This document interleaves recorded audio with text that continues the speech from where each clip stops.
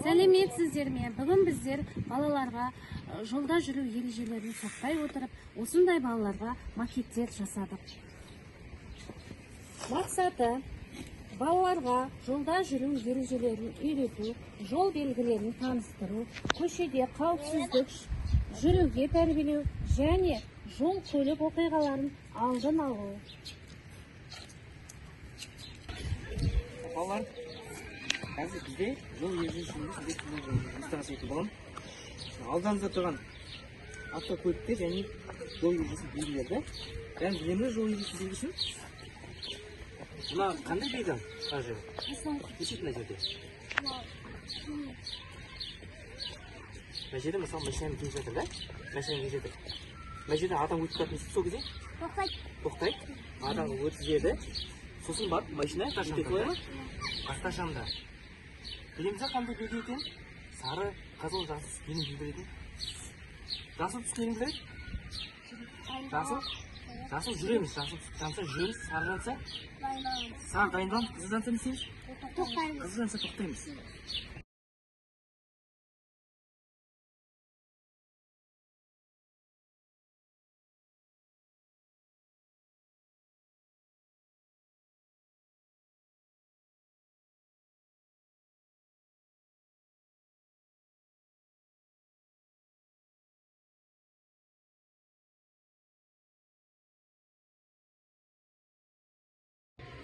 Балалар, жол ережелерін сақтауымыз керек.